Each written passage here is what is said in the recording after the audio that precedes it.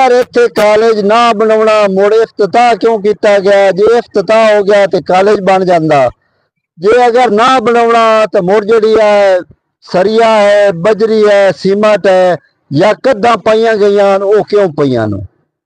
क्योंकि इतना पैसा ज़ाय करन दी लोड़ ही कोई ना। बिस्मिल्लाहिर्रहमानिर्रहीम। इब्तिदा है रब्बे जलील दे बाबरकत नाम नाल जेड़ा दिलां दे भेद खूब जानदा है। वेखदियां अखां सुनदियां कन्नां नाल तुसां सारियां बिरावां नूं सब दा सज्जन सब दा बेली मैं तुहाडा बिरा चौधरी अख्तर इसमाइल रजौका मेरी तरफों मुहब्बतां भरिया सलाम सत बिस्मिल्ला ते जी आया नूं आखदा। पिरावो गल इंज है बई मैं जिथे अज वधा ना ये बुआना पैंसरा रोड नाल मंगो आना है। मंगो आना स्कूल बच्चों का है 10वीं क्लास तक इत्थे बच्चे पढ़ते नो। मुड़ नाल ही आ जेड़ी जगह जिथे मैं हुण वधा ना ये कोई आम जगह नहीं, ये है खासुल खास। तुसी पुछो भी खासुल खास किवें है?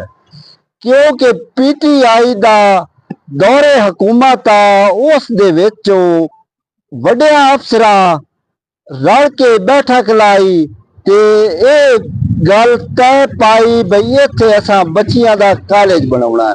वो बच्चियां जड़ियां जामियाबाद जांदियां वो बच्चियां जड़ियां फैसलाबाद पढ़दियां वो बच्चियां जड़ियां पैंसरे जांदियां बई उन्हां दा जेड़ा वक़्त है ना वो बच जावे।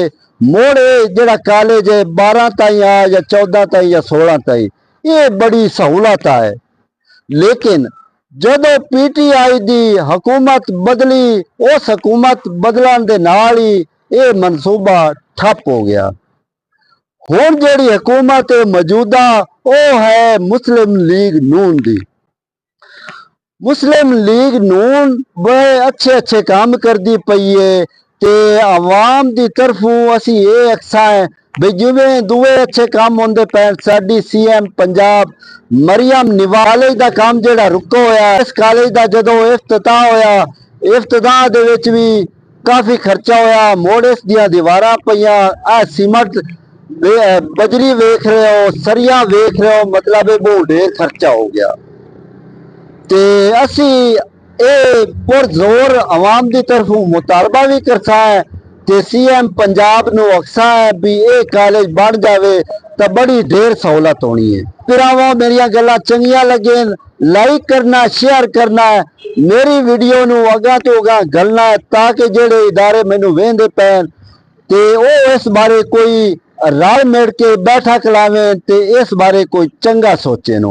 हुण जे इतनी गल्लां जे जिंदगी दी इजाजत जे जिंदगी दी मोहलत नवीं गल्लां दे नाल तुहाडी खिदमत दोबारा हाजिर होसा अपने सज्जन अपने बेली अख्तर इसमाइल रजौका नूं दिओ इजाजत।